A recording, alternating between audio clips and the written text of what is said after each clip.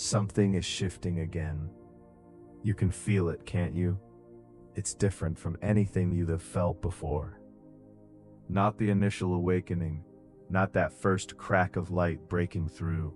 This is something deeper. It feels like the ground beneath you is moving. Like the person you have been, even the awakened version of yourself, is being asked to expand again. You're being asked to go further, to go deeper, to release things you thought you had already released, and become someone you have not yet been. Part of you is excited, and part of you is terrified, because you know what expansion costs. You have paid that price before. Stay with me for the next few minutes, because what you are feeling right now has a name, and understanding it is going to change everything about how you move through it. Here is something that surprises most people about spiritual awakening. It does not happen once. It is not a single event that you go through and then arrive complete. No, it is a living, ongoing, ever-deepening process that unfolds for as long as you are willing to say yes. Think of it like layers. The first awakening breaks through the surface layer, the surface identity, the sleepwalking. That first breakthrough feels enormous, but beneath that layer is another, and beneath that another. Each one deeper than the last, each one more profound, more costly, and more transformative. Every time you integrate what the last expansion taught you, life begins preparing you for the next one. Not because you did something wrong, but because growth is the nature of a conscious life, and you signed up for this. The signs I am about to share are the signals that your next level is beginning. Recognizing them will help you navigate this with more grace and less resistance. Sign 1. The things that satisfied you at the last level no longer satisfy. The spiritual practices that used to feel alive now feel routine. The community that used to feel like home now feels like it is holding you at a level you have outgrown. The beliefs that used to feel expansive now feel limiting. The version of yourself that you worked so hard to become now feels like a new kind of costume. This creates a specific kind of confusion. You cannot go back to who you were before, but the current version of you no longer fits either.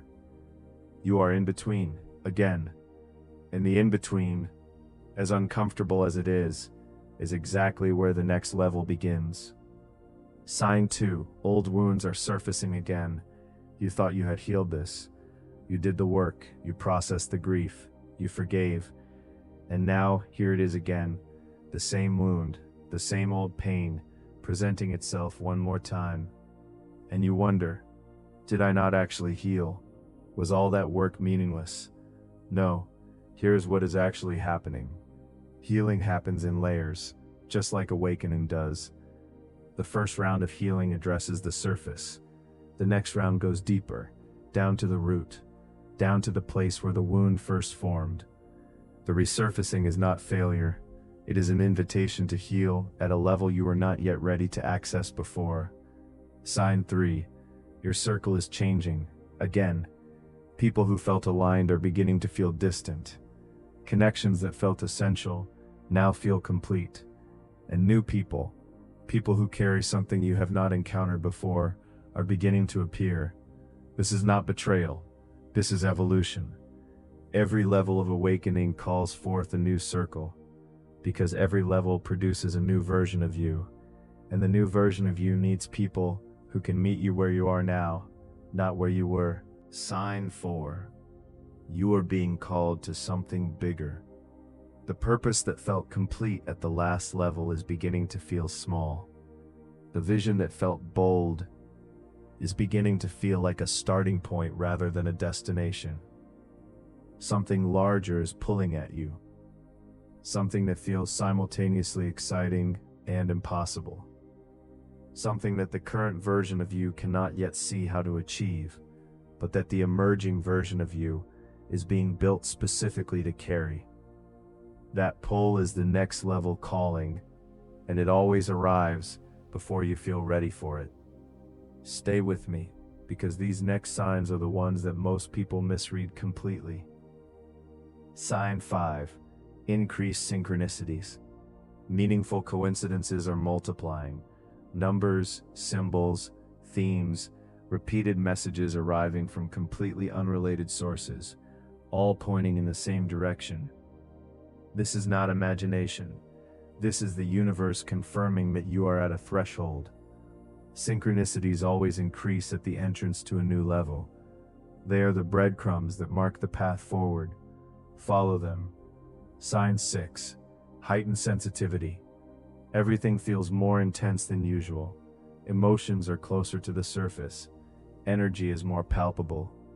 The gap between environments that feel aligned and environments that feel draining is wider and more immediately felt than before. Your system is recalibrating again, and recalibration always involves a period of heightened sensitivity. This is not a problem. This is your awareness expanding to accommodate the next level. Sign 7. A powerful urge to release.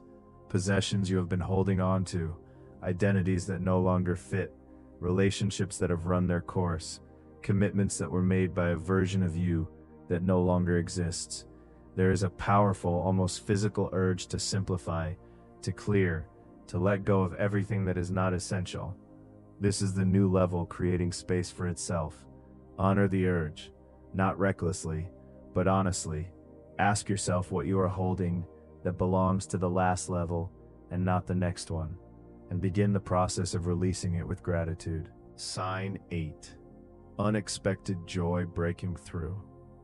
In the middle of all the intensity, and the releasing, and the disorientation of the transition, there are unexpected moments of profound joy. Joy that does not make logical sense given the circumstances.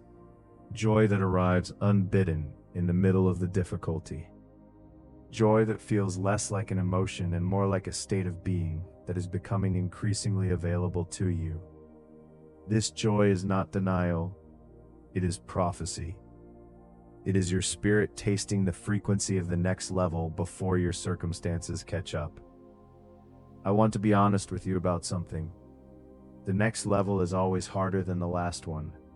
Not in a discouraging way, but in the way that climbing higher always requires more strength, more endurance, more willingness to let go of the safety of the last ledge in order to reach for the next one. The next level asks more of you. More honesty, more courage, more willingness to be seen in your incompleteness while you grow into your fullness. More willingness to not know, to not have it figured out, to be in the in-between without rushing toward a false certainty just to escape the discomfort. More willingness to trust, not the easy trust of someone who has not yet been truly tested, but the hard trust of someone who knows exactly what trust costs, who has been through the dark and the loss and the silence, and chooses to trust anyway, because they know from experience that the process is trustworthy, even when it is painful, even when it makes no sense. The next level asks for that trust at a depth that the last level did not require, because the next level is carrying you somewhere the last level could not take you. And the price of entry is always proportional to the value of what waits inside. First, welcome the disorientation. The confusion you feel at the entrance to a new level is not a problem. It is the accurate response to genuinely new territory. You are supposed to feel disoriented. You are in a place you have never been. Give yourself the grace of not knowing yet, and trust that the knowing will come as you move forward. Second, do not use the old tools to navigate the new territory. Every level of awakening requires new tools, new practices, new perspectives, new ways of relating to yourself, and to God, and to the people around you. The tools that worked at the last level were perfect for that level, but they will not be sufficient for this one. Stay open to new ways of doing things, even if the new ways feel unfamiliar, even if they challenge what you thought you had figured out. The new level will teach you what it needs you to know, but only if you stay open enough to receive the teaching. Third, trust the people the new level is sending. The new circle is arriving for a reason. The mentors, the collaborators, the unexpected connections that feel like they were sent rather than found.